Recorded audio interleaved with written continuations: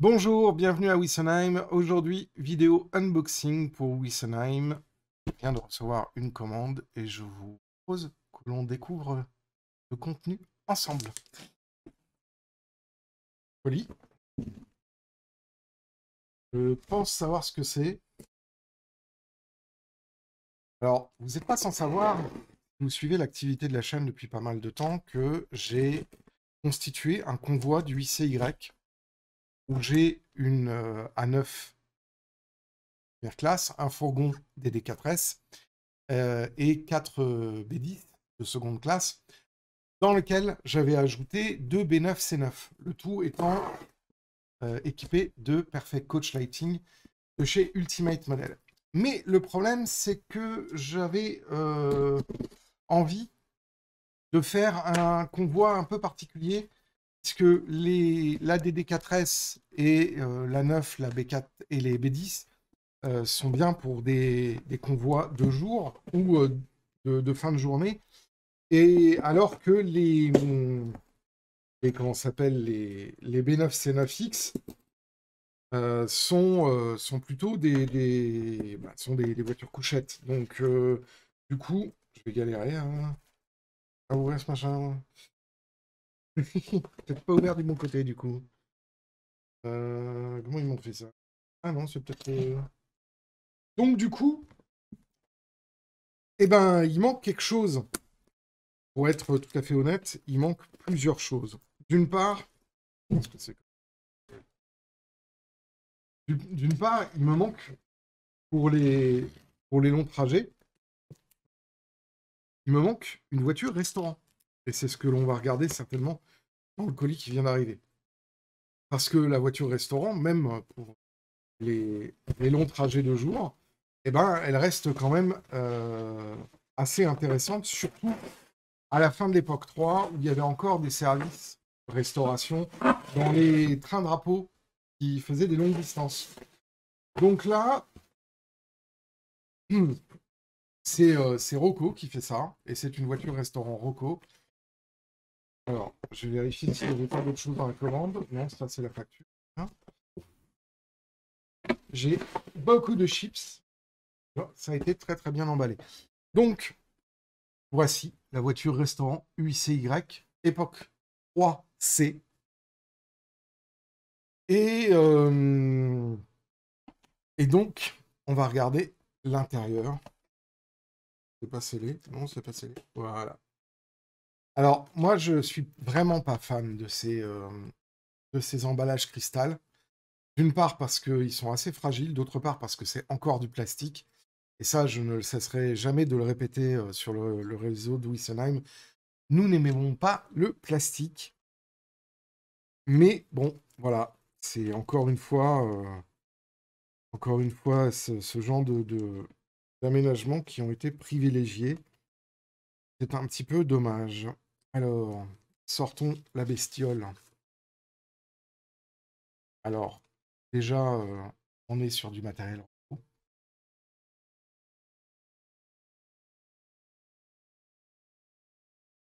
Donc, c'est un très bon gage de fiabilité. Voilà le dessous de la voiture.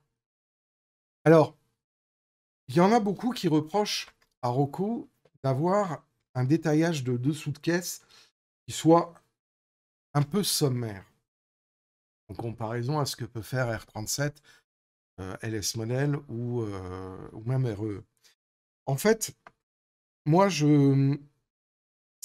déjà, ça ne me dérange pas. Hein. Et ensuite, je trouve que c'est peut-être beaucoup mieux comme ça. Parce que, à part quand on met dans une vitrine, on n'a pas vocation à regarder ce qui se passe sous la caisse. Donc, avoir l'évocation des masses et des choses visibles, oui. Avoir jusque les tringleries de conduite de frein qui traversent le bogie, moi, je suis pas pas très fan de ça, parce que pour faire les maintenances, notamment la mise la mise en maintenance toutes les 30 heures quand on doit refaire la lubrification, eh ben, on se retrouve avec d'énormes difficultés à extraire les essieux. Là, c'est pas le cas. Ensuite, après, bah, comme maintenant c'est devenu la norme, hein, on a deux systèmes d'élongation. Alors là, c'est fourni avec un attelage à boucle hein, de base. Qu'est-ce qu'on peut dire d'autre? Les vitrages sont assez clairs, on voit bien les tables. L'aménagement intérieur, alors moi, je ne suis pas ultra connaisseur de ces voitures-là, mais de ce que j'en vois, l'aménagement intérieur est doté de tables dont la surface est peinte en blanc. Je ne sais pas si vous voyez bien ici. Voilà, on a un compartiment cuisine ici. Alors, je ne sais pas comment comment il se compose. Ça, on verra à l'occasion quand on mettra des personnages et qu'on l'aménagera. On a des essieux qui sont à la norme NEM 311. Une petite déception par rapport à ça. Je trouve dommage que Rocco ne se mette pas encore au 311.1, qui est donc l'équivalent du RP25, qui permettrait d'avoir des roues un petit peu moins coup de pizza. Mais bon, ça circule. Elle est assez lourde. Je vais vous donner la masse du véhicule, sachant que normalement, pour un véhicule UICY, la masse, avec la tolérance de 30% donnée par la norme, situe le véhicule pour cette longueur-là à environ 145 ou 148 grammes. Et là, nous avons 155 grammes. Donc, elle est un petit peu plus lourde que ce que donne la norme à ce sujet. Donc, les normes mises en place par le MOROP. Donc, au fond de la boîte, on a une notice. Donc, il faut extraire le berceau, qui est aussi, encore une fois, un berceau en plastique. Donc, du coup, au fond de la boîte, on trouve une notice qui vous donne l'emplacement pour placer les pièces détachées. On trouve aussi au berceau l'emplacement pour mettre les plaques de destination. Donc, on a deux petits sachets. Un petit sachet pour mettre donc, les pièces détachées. Et ensuite, les plaques de destination. Alors, les plaques de destination, c'est essentiellement des plaques du réseau Sud-Est. Donc, on a Paris-Marseille, on a Nice, Nice-Avignon, Lyon, Lyon-Perrache, Lyon-Pardieu, Paris. Donc, effectivement, moi, les plaques de destination, je ne vais pas les mettre, puisqu'effectivement, je suis pas du tout à ce niveau-là du trajet sur Wissenheim. Et je suis assez content, globalement, de cette voiture UICY qui va donc prendre place sur un convoi de nuit qui va être composé de plusieurs voitures. Alors déjà, il y a les B9 C9X qui sont déjà une partie intégrante du réseau. Il va y avoir ensuite, après, deux autres types de voitures assez intéressants.